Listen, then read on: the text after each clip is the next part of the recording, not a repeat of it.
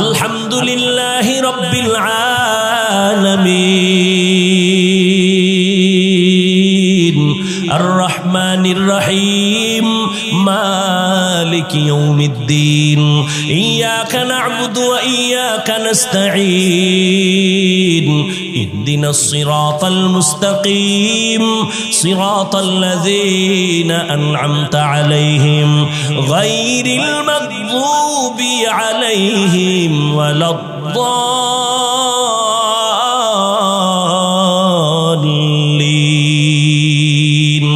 হাটহাজারীর হুজুর বসে আছেন অফিসে। হাটহাজারী সরকার ডাক দিয়া কয়, এই মন্ত্রী দৌড় দে, হাটহাজারীর সাথে বেয়াদবি হবে না, হুজুরের দোয়া নিয়ে কাজ আছে তাড়াতাড়ি। মন্ত্রী মহোদয় এমন একটা দৌড় দিছেন, হাটহাজারী হুজুরে তো সোফার মধ্যে বসা। মন্ত্রী জীবনে টুপি না দিল, একটা টুপি লাগায় দৌড়। জামা পরে নাই, জামা লাগাইছে, যাইয়া এবার নিচে বসছে ফ্লোরে। হুজুরে কয় চেয়ারে বসেন, বসতে চায় না। এটা হুজুরে বলিয়াও দেয় নাই, পরিবেশ তাকে বাধ্য করেছে। হাটহাজারীর হুজুর ওখানে টুপি ছাড়া কেমনে যাই? পরিবেশ বাসে লেখা আছে ধূমপান নিষেধ, লেখা আসেনি, এরপরও কেউ ধূমপান করেনি। ড্রাইভারও বিড়ি টানে, হেল্পারও টানে, কন্ট্রাক্টরও টানে, টাকা না থাকলে ধার করে টানে। আমি হুজুর বাধা দিলে দুয়া সব আমারে মারে, আর বলে আমার বাবার টাকা দিয়া গাঞ্জা খাই, বিড়ি খাই, তোমার বাবার কি? বাসে লেখা আছে ধূমপান নিষেধ, এরপরও করে। নিষেধ করলেও থামে না। দুনিয়ার কোন মসজিদে লেখা আসেনি ধূমপান নিষেধ? নাই, কিন্তু মসজিদে গিয়া কেউ করেনি না, বরং পকেটে হাত দেয়, তাড়াতাড়ি টুপি খুঁজে। কেন? ওখানে লাঠিওয়ালা আসেনি, মারবে। বুঝো, বাসে লেখা ধূমপান নিষেধ, এরপরও ধূমপান বন্ধ নাই। মসজিদে লেখা নাই ধূমপান নিষেধ, এরপরও সবাই করে না কেন? এর একমাত্র কারণ সৎসঙ্গে স্বর্গবাস। কয় না কা? পরিবেশ, ওখানের পরিবেশ আর মসজিদের পরিবেশ কিনা? সোহবতে লে তোরা লে কুনাত, সোহবতে তো লে তোরা তো লে কুনাত জামানা, সোহবতে বা আউলিয়া বেহতের সদ সালাত বেরিয়া। আজকের বয়ান তাদের জন্য যারা রবের সাথে আসলে কি চাই আমরা? তার রব কি দাড়ি ছাড়া চান? চান রবের সাথে মোলাকাত করবেন, তো দাড়িবিহীন তো যাওয়া যাবে না। দরজা লক থাকবে, দরজা খুলে যাবে। অটো বলে, অটো কেমনে কয়?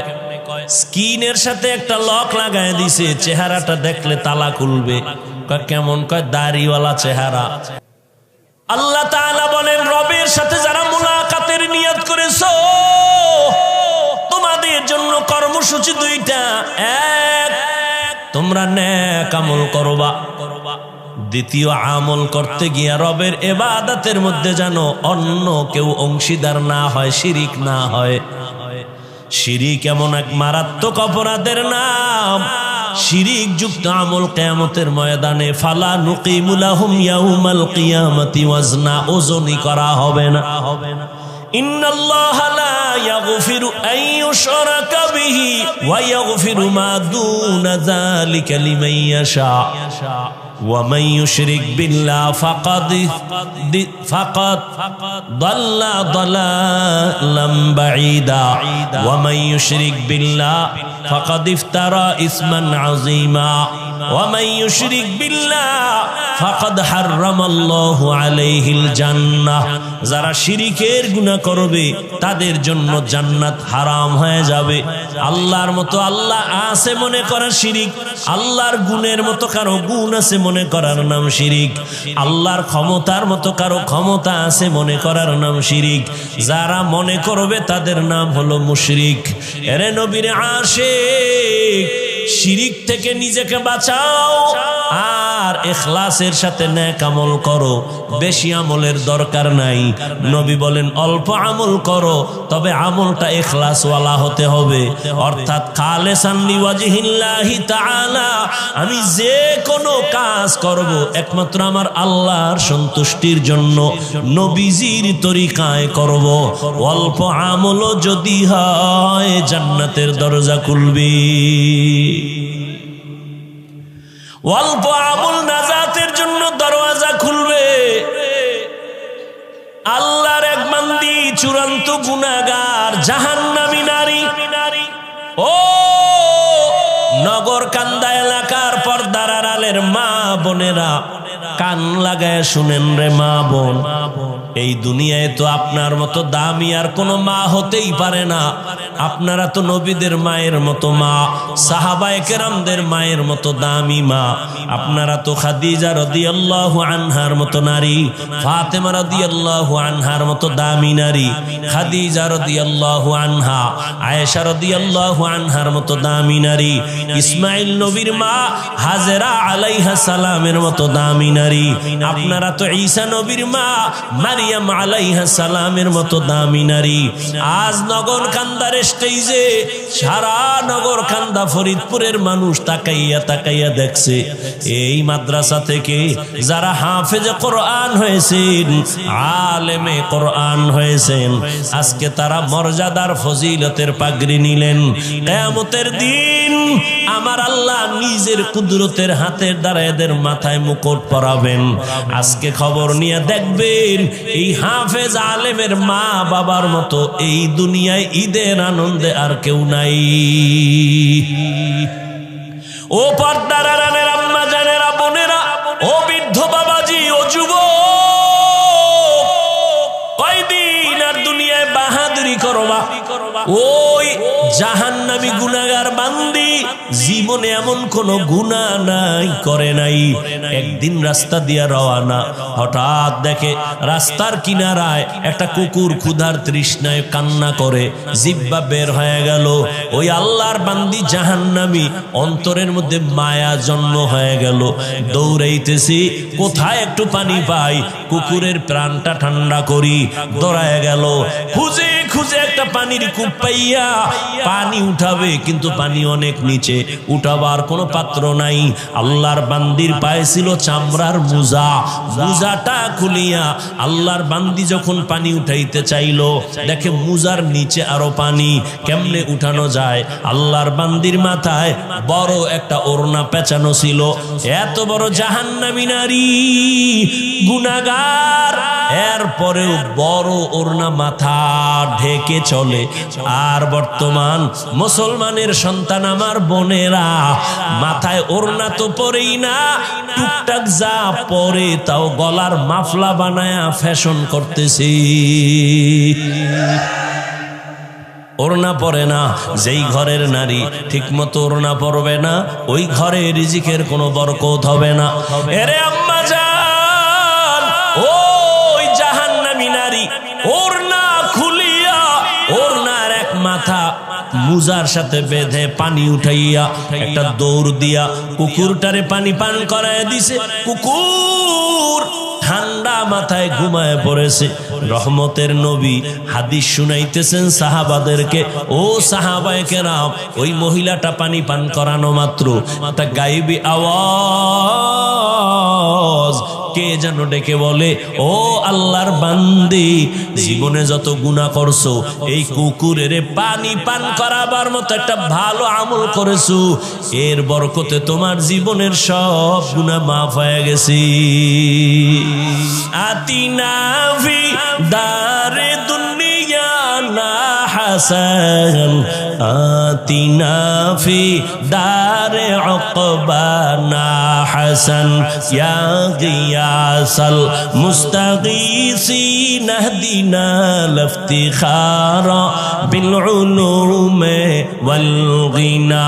হর গরিদে নে কতু कोई यारो है जो न मांगे उससे तू बेजारो है। আল্লাহ তাআলা বলেন, ও দুনিয়ার মানুষ, আমি রবের সাথে যদি মোলাকাত করতে চাও, আল্লাহ রবের সাথে মোলাকাত দিবেন অবশ্যই, তবে দুনিয়াতে দিবেন না। কিয়ামতের ময়দানে আল্লাহ জান্নাতের মধ্যে ঢুকাইয়া মোলাকাত দিবেন। ও আল্লাহর বান্দা, ওই রবের মোলাকাত যদি চাও, দুনিয়ার হায়াতে নেক আমল করিয়া যাইও, তবে বেশি আমলের প্রয়োজন নাই, অল্প আমল করো, তবে ইখলাস নিয়ে আমল করো, আল্লাহর জন্যই করো। ও বান্দা, তোমার অল্প আমল আল্লাহ নাজাতের দরজা খুলিয়া দিবেন। ও আল্লাহর বান্দারা, ভালো করে চিন্তা করো। আজ এখানে আমি যে বয়ান করতেছি রে যুবক, আমি একবারও বলি নাই আমি 5 কল্লি মাথায় দিছি তুমিও দাও, না হয় জাহান্নামে যাইবা। আমি কওমি মাদ্রাসায় লেখাপড়া করেছি, তুমি যদি না পড়ো জাহান্নামে যাইবা বলি নাই রে বাবা। স্কুল ছাড়ো, কলেজ ছাড়িয়া মাদ্রাসায় যাও, একবারও বলি নাই। বরং আমি তোমাকে একটা পরামর্শ দিব, তুমি তোমার জায়গায় থেকে কিভাবে জান্নাতের পথ পাইবা। ব্যবসা করো, বাধা নাই। চাকরি করো, বাধা নাই। লেখাপড়া করো, বাধা নাই। স্কুলে কলেজে পড়ো, বাধা নাই। ওখানে থাইকা জান্নাতের পথটা খুঁজো। কেমনে তুমি জান্নাতের পথ পাইতে পারো? তোমার মতো যুবক, ডাক্তার, প্রফেসর, ইঞ্জিনিয়ার, 5 ওয়াক্ত নামাজি, দাড়িওয়ালা আসেনি, তাহলে তাকে তো জাহান্নামী বলা যাবে না। ও চাকরিজীবী বাবা, আপনার মতো চাকরিজীবী চাকরির ফাঁকি দিয়া নামাজ ছাড়ে না, বলেন আপনি কেন পারবেন না? ও ব্যবসায়ী ভাই, আপনার মতো কত ব্যবসায়ী ব্যবসা করে, কাস্টমারের সাথে 2 নাম্বারই করে না, হালাল ভাবে চলে, সত্য কথা বলেন, নামাজের সময় নামাজ পড়ে, আপনি কেন পারবেন না? ও পর্দার আড়ালের আম্মা জানেরা, আপনার মতো কত মা, কত বোন এখনো আছে পর্দা করে, মোবাইলে চরিত্র বিক্রি করে না, নামাজ ছাড়ে না, স্বামীর মাল হেফাজত করে, সন্তানগুলোকে আদর্শওয়ালা বানানোর চেষ্টা করে। ও আম্মা জান, আপনি কেন পারবেন না? এরে আম্মা জান, আপনারা তো দামি নারী। ওই দুনিয়ার ইতিহাস আপনারা জানেন, এ জমিনের মধ্যে আল্লাহর এক দুশমন ফেরাউন আল্লাহর সাথে চ্যালেঞ্জ দিয়া নিজেরে খোদা বলে দাবি করলো, আর তার ঘরে আল্লাহ ঈমানের ফুল ফুটায় দিলেন। ওই বেঈমানের ঘরে তার স্ত্রীর নাম জানেননি? আসিয়া। আল্লাহ তারে এমন ভাবে কবুল করেছেন, রহমতের নবী বলেন, কিয়ামতের দিন আসিয়ার সাথে আমি মুহাম্মদের সাথে বিবাহের বন্ধন হয়ে যাবে। এরে নগর কান্দার পর্দার আড়ালের মা, আপনার স্বামী তো ফেরাউনের মতো খারাপ না। আপনি কি পারেন না নামাজ পড়ে স্বামীর জন্য দোয়া করবেন?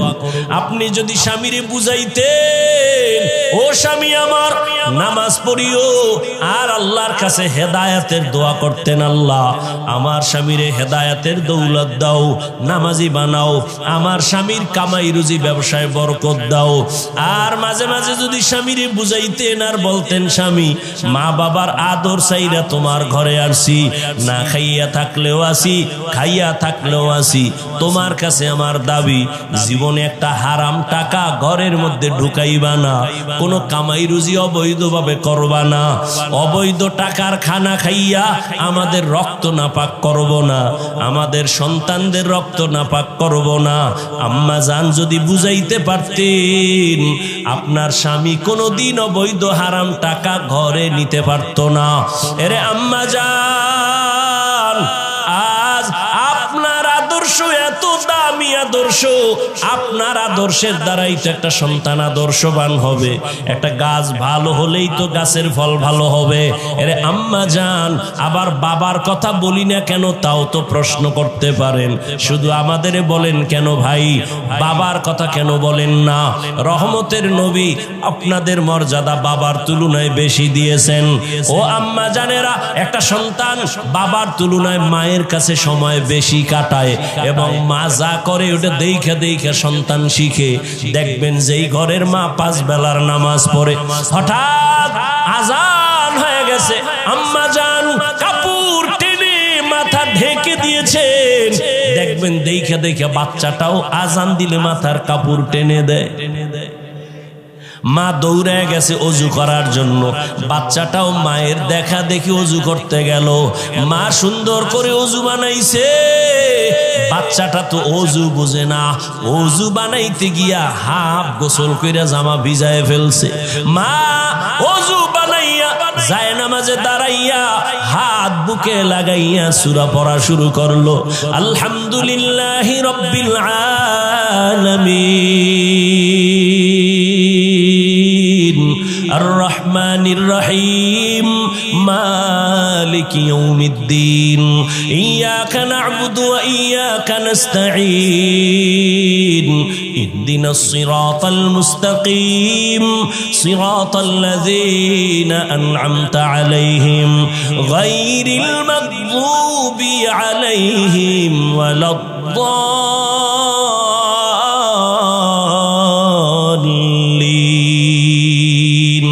বাচ্চা তো বুঝে না মা কি পড়ে।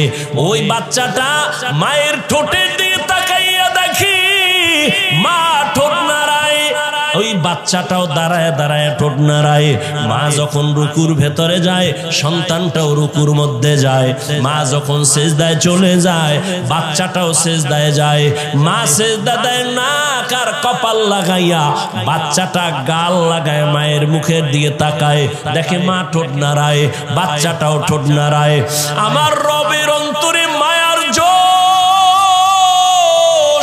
আল্লাহ বলেন, ফেরেশতা দেখ ওই বাচ্চাটা কি তামাশা করে, ঠোঁট নাড়ায় কেন? বলে আল্লাহ ওর মা ঠোঁট নাড়ায়। ওর মা কি বলে? ইয়া আল্লাহ, ওর মা বলে সুবহানা রাব্বিয়াল আ'লা। আল্লাহ কয়, ফেরেশতা ওই বাচ্চাটাও বলে সুবহানা রাব্বিয়াল আ'লা, ওর সওয়াবটা মায়ের আমলনামায় উঠায়া দাও। এর এলাকার মা বোনেরা ও যুবক, লেখাপড়া করে একজন ডাক্তার হও, বাধা নাই, অন্তর ভরে দোয়া করে গেলাম। এই এলাকার মুসলমান, নগরকান্দা মাদ্রাসার মানুষ, দুইজন আল্লাহর প্রিয় বান্দা আমার ডানে বামে বসা আছেন। দোয়া নিও রে বাবা, উলামায়ে কেরামের দোয়া ছাড়া সফলতা জীবনে আসবে না। যতই বাহাদুরি করো, মা বাবার দোয়া ছাড়া জীবনে সফল হতে পারবা না। মুরব্বী শিক্ষকদের দোয়া ছাড়া সফলতা জীবনে আসবে না। আল্লাহর জাতের কসম, ওই মা বাবার দোয়া না নিয়ে আগাইতে পারবা না। ও যুবক, ডাক্তার হও, ইঞ্জিনিয়ার হও, প্রফেসর হও, তবে আমার ছোট্ট তোমার কাছে দাবি, জীবনে বেয়াদব হইও না। মা বাবার দোয়া নিয়া, শিক্ষকের দোয়া নিয়া, উলামায়ে কেরামের দোয়া নিয়া ডাক্তার যদি হইতে পারো, জীবনটা তোমার সফল। মরিয়া গেল মানুষ দোয়া করবে, স্মরণ করবে। ইঞ্জিনিয়ার হইলেও তুমি সফল, আল্লাহ জান্নাতের পথ তোমার আসান করে দিবে। মা বাবার দোয়া ছাড়া তুমি এখনো কিন্তু বেঁচে নাই। ওই মা বাবার চোখের বানিয়ার দোয়া, ওই দোয়ার কারণে আজ আমি হাফিজুর রহমান চেয়ারে বসছি, বয়ান করতেছি।